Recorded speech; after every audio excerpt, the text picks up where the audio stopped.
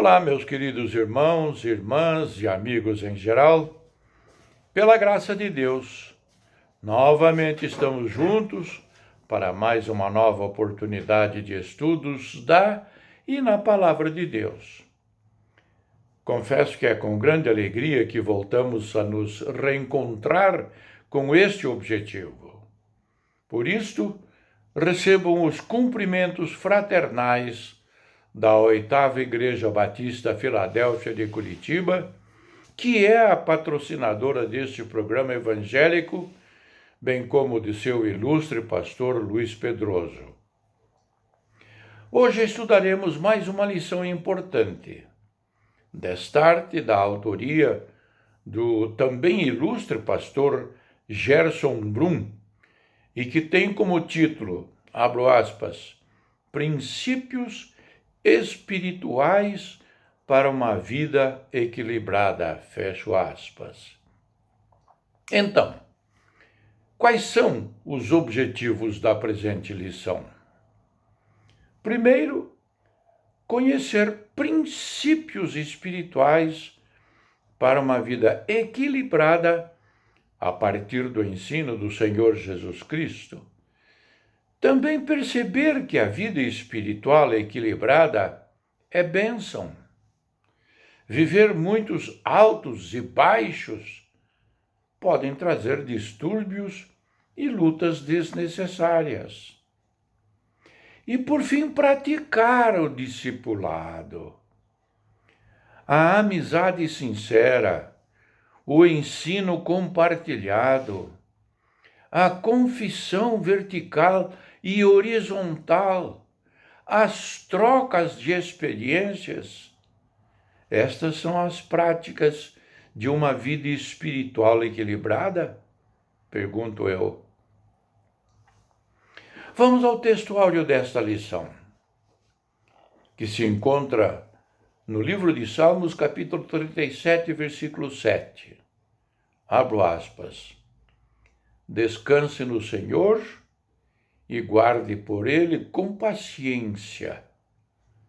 Não se aborreça com o sucesso dos outros, nem com aqueles que maquinam o mal.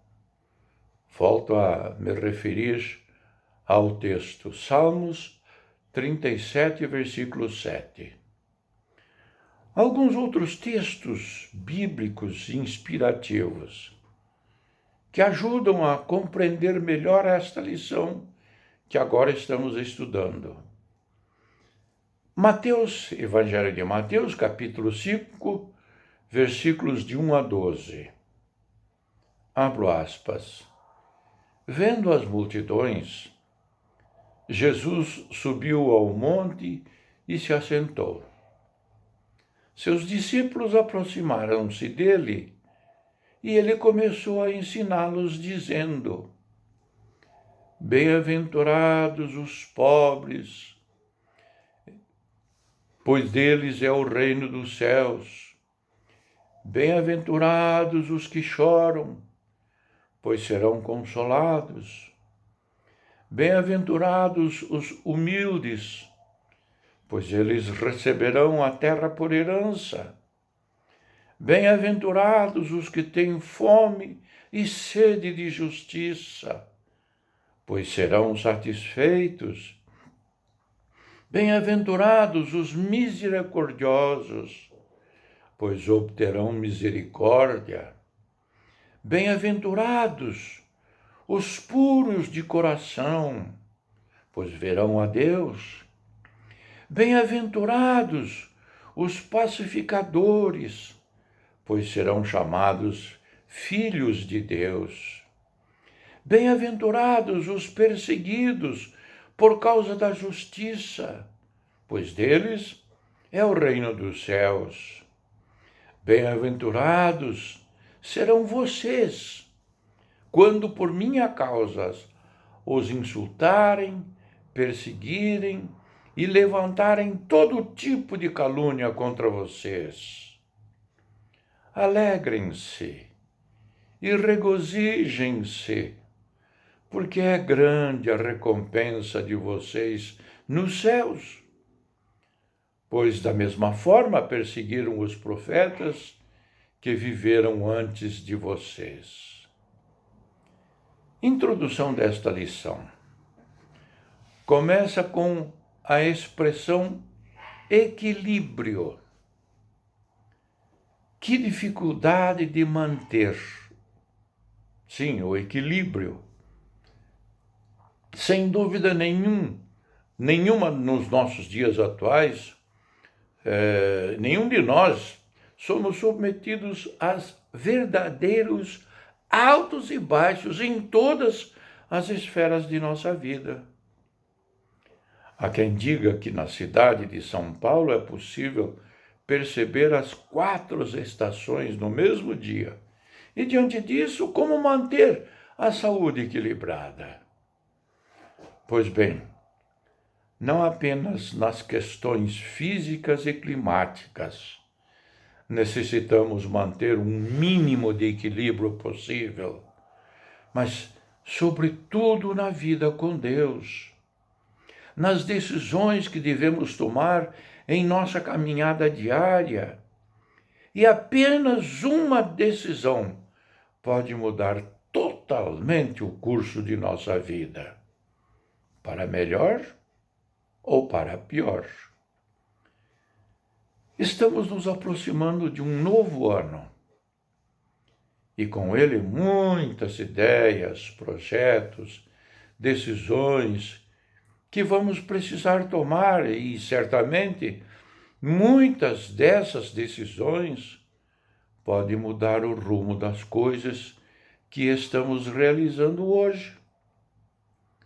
Por isso fica a pergunta: como equilibrar tudo isso? Como entender que esta é a melhor maneira, a melhor forma, o melhor propósito para a nossa vida? Nosso Senhor Jesus, que habitou entre nós e conheceu exatamente as dores, as necessidades, as dúvidas que permeiam o coração humano, sabe exatamente como é possível sermos equilibrados e tomarmos as decisões sábias em nosso dia a dia. Com base no texto inspirativo, o maior sermão de Jesus, pelo menos o que ficou registrado nas Sagradas Escrituras, vamos aprender algumas lições para equilibrarmos, compreendermos e descansarmos no Deus que tem todas as coisas sob seu domínio, ainda que escape ao nosso controle. Tópico 1 desta lição: mais que felizes. Desacelere e descanse em Deus. A primeira mensagem de Jesus ao povo, ou seja, o início da pregação, foi trazer luz sobre uma realidade que as pessoas naqueles dias precisavam ouvir diante da situação atual e do contexto daquela época. Pois a palavra do Senhor registra que naqueles dias haviam 4 tetrarquias, isto é, governos, 2 sumos sacerdotes, Anás e Caifás, quando apenas deveria ser um. Domínio do Império Romano, problemas econômicos devido aos impostos abusivos, corrupção, até mesmo na religião, e outras situações caóticas em termos humanos. Então, como ser mais que feliz, mais que bem-aventurado? Como não estar ansioso e preocupado? Já se passou aproximadamente 2000 anos dessa situação extrema que viveu o povo de Israel. Porém, há algo que ainda permeia a raça humana nos dias atuais. Inclusive o povo de Deus. Inquietações, ansiedade, acelerar o ritmo para dar conta de todas as demandas. Talvez necessitamos parar e ouvir a primeira mensagem de Jesus, registrada nas Escrituras, e permitir que a mesma venha permear e encher o nosso coração mais uma vez. Somos bem-aventurados, ou seja, mais que felizes. Não podemos agir, trabalhar, servir como as multidões agem e fazem atualmente, e sim ter uma atitude como a de Cristo, conforme é registrado no Evangelho de Mateus, capítulo 5, versículo 1, que Jesus se assentou, ou seja, uma posição de descanso, de parar, de silenciar. Precisamos aprender a ter as mesmas ações de Cristo, pois a palavra nos ensina que Ele é o nosso modelo. E como registrado em diversos trechos da Sagrada Escritura, necessitamos ter os mesmos sentimentos que haviam em Cristo. Afinal, somos cristãos, seguidores de Cristo. Você percebe a sua própria posição de alguém que é bem-aventurado? Ao invés de correr desenfreadamente como uma multidão que anda de um lado ao outro sem um rumo certo, nós, a exemplo de Cristo, precisamos nos assentar, ou seja, aquietar, sossegar e saber que o Senhor é sobre nós. Aplicação para a reflexão.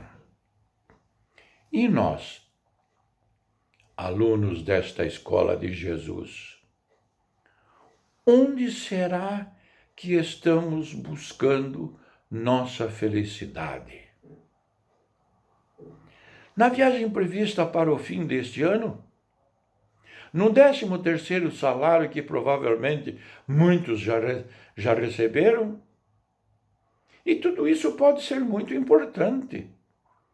A nossa felicidade está principalmente em Cristo e na sua palavra. Pergunto, está na palavra de Jesus Cristo? O segundo tópico diz o seguinte: mais que felizes, propostas humanas versus propostas divinas. Alguns dizem que o importante é ser feliz, custe o que custar. Que você e eu precisamos ser felizes. E muitos em busca apenas de uma felicidade e prazer fugaz. Não entendem que existem princípios para tal felicidade. Deus deseja que esta felicidade seja eterna como Ele é eterno. Isto está registrado na carta de Paulo a Timóteo, na primeira carta, no capítulo 1, versículo 17. E não apenas passageira, como é o mundo, conforme registrado em 1 João, capítulo 2, versículo 17. Porque é importante ressaltar essas verdades. Se apenas olharmos sem uma profunda análise e hermenêutica adequada, as referências e os princípios descritos e ensinados por Cristo sobre o que é ser bem-aventurado, podemos incorrer no erro de pensar apenas em adjetivos inadequados ou nas fraquezas humanas, para que assim se alcance a bem-aventurança. Na verdade, O que o Senhor está propondo em sua mensagem era justamente uma questão de mudança de caráter, ética e moral, elevando assim estas características. Não tinha nada de elevação do ego, subjugar pessoas sob seu controle, ser um ditador ou um imperador, manipular as pessoas ou coisa parecida. Não! Os princípios de ser mais que felizes são os princípios dos céus. O padrão que encontramos em todo o ensino de Cristo, bem como dos apóstolos e os pais da igreja, esta é a verdadeira bem-aventurança. Ou seja, ser mais que felizes. Um contraste entre as propostas do mundo sobre felicidade, descanso, tranquilidade e as propostas descritas na palavra do Senhor e em especial no texto que estamos estudando nesta lição. Enquanto o mundo prega que o que realmente importa é o momento e a própria vida e felicidade, a palavra de Deus nos ensina que a felicidade dos filhos é geracional, pois visa a eternidade. E se as maldições escritas em Êxodo e posteriormente em Deuteronômio, elas alcançam até a terceira e quarta geração, as bênçãos de Deus que começam em nossa própria vida alcançam até 1000 gerações. Se o que este mundo propõe leva-nos a pensar apenas em nossa própria existência, ou seja, apenas em nossa individualidade, e nossa vida particular, sem necessariamente pensar na próxima geração, certamente não haverá mais homens e mulheres que liderem as nações, falando do ponto de vista da integridade e sabendo conduzir os momentos mais difíceis. E principalmente, faltarão aqueles que anunciam as boas novas de Cristo. Porém, quando nossa moral e ética são elevadas ao padrão de Deus, conforme descrevem estas bem-aventuranças, a próxima geração, ainda que seja a última, antes da volta do Senhor, estará preparada para o arrebatamento. Isso é ser mais que feliz. Se felicidade e descanso, vida equilibrada e tranquilidade significam a ausência de lutas e tribulações, então pode-se dizer que este mundo não é adequado para nenhum ser humano, pois Jesus Cristo já advertiu anteriormente: no mundo tereis aflições, mas tende bom ânimo. Eu venci o mundo. Encontramos isso no Evangelho de João, capítulo 16, versículo 33. Aplicação para reflexão. E você? Se sente uma pessoa bem-aventurada? Apesar das lutas e dificuldades terrenas? Tópico 3. Mais que felizes. Desfrute do equilíbrio espiritual. Tudo que começa bem, a probabilidade é terminar bem. O que começa mal, se for consertado durante o percurso, também tem a chance de terminar bem. Se alguém disse que é melhor terminar bem do que começar bem, em Cristo, que é a exata expressão do Pai, temos no começo, meio e fim a excelência dos processos bem-sucedidos. Diante de todos os desafios que nos são propostos diariamente, como manter este equilíbrio espiritual, evitando assim o desgaste emocional e espiritual? Aprendemos com o Senhor em sua palavra.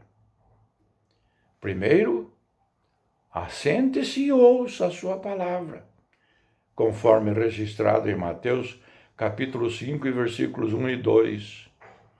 Temos um grave erro comportamental, que às vezes estamos tão inquietos que mesmo assentados nos bancos ou cadeiras de nossas igrejas, pouco escutamos o ensino maravilhoso e transformador de nossas vidas, a bendita palavra do Senhor.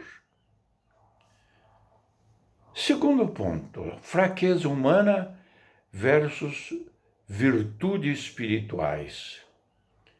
Conforme é registrado no Evangelho de Mateus, capítulo 5, versículos 3 a 5, reconheçamos que aquilo que é fraqueza do ponto de vista humano é a força que te faz bem-aventurado. São as características que encontramos no Senhor Deus Todo-Poderoso. Terceiro, reações advindas em nossa vida, conforme registrado no Evangelho de Mateus, capítulo 5, versículos 6 a 9, as ações e características que aqui estão descritas são exclusivas para aqueles que entenderam que são em Cristo Jesus e assim carregam as mesmas características de Cristo em suas próprias vidas. Não precisamos provar algo para as pessoas. Precisamos, isto sim, demonstrar que somos cristãos e assumirmos aquilo que Gênesis capítulo 1, versículos 26 e 28 descreve. Somos a sua imagem e conforme a sua semelhança, pois fomos resgatados e regenerados pelo sangue de Cristo. Quarto, injustiça dos homens versus justiça de Deus. Conforme registrado no Evangelho de Mateus, capítulo 5, versículos 10 e 12, é neste momento que mais se prova se realmente estamos sendo conduzidos pelo Espírito Santo ou por nossas próprias vontades e instintos humanos. Deus é o nosso juiz e nosso justificador, e nele aguardamos. Diante dessas premissas, aprendemos que em Cristo é possível termos este equilíbrio, não porque em nós mesmos somos suficientes ou capazes para manter essa estabilidade emocional, física e espiritual, principalmente em tempos de grandes tribulações e angústia, mas porque cremos que a nossa suficiência, capacidade e equilíbrio vem de Deus, conforme registrado na segunda carta aos Coríntios, capítulo 3, versículos 4 a 6. Aplicação para a reflexão. Dentro deste tópico, apresentamos 4 pontos que são necessários para mantermos este equilíbrio. Você se enquadra nestes quesitos? Vamos à conclusão. Queremos concluir destacando aquilo que estudiosos das bem-aventuranças observam sobre o tema. As bem-aventuranças englobam 3 elementos: um discurso de bênção, a qualidade de vida do discípulo e a razão pela qual alguém é considerado abençoado. O princípio da bênção é encontrado no termo bem-aventurados, que introduz cada uma das bem-aventuranças. O segundo elemento das bem-aventuranças não descreve vários tipos de pessoas, mas traz uma visão geral do tipo de pessoa que herdará o reino de Cristo. A terceira parte de cada bem-aventurança nos dá uma visão de alguns aspectos da chegada do reino. E já que cada um se enquadra nessas bem-aventuranças, herdará esse reino, devendo ser saudado com votos de felicidade e bênção. Para estarmos equilibrados, descansando em Deus e com intensidade em sua presença, precisamos refletir sobre o que está em nosso texto áureo. Abro aspas. Descanse no Senhor e aguarde por Ele com paciência. Não se aborreça com o sucesso dos outros, nem com aqueles que maquinam o mal. Isso está registrado no livro de Salmos, capítulo 37, versículo 7. Em resumo, o equilíbrio em todas as áreas da vida e que todos desejamos está disponível em viver o reino de Deus. Então desfrute, pois ele está dentro de nós, conforme registrado no Evangelho de Lucas, capítulo 17, versículos 20 e 21, que leio. E interrogado pelos fariseus sobre quando havia de vir o reino de Deus, respondeu-lhes e disse, isto é, Jesus respondeu, o reino de Deus não vem com aparência exterior, nem dirão ele aqui ou ele ali, porque eis que o reino de Deus está entre vós. Portanto, para vivermos em equilíbrio constante e com intensidade na presença de Deus, precisamos refletir sobre o que está em nosso texto áureo. Abro aspas. Descanse no Senhor e aguarde por Ele com paciência. Não se aborreça com o sucesso dos outros, nem com aqueles que maquinam o mal. Fecho aspas. Encontramos isso no livro de Salmos, capítulo 37, versículo 7. Que Deus nos ajude. Amém.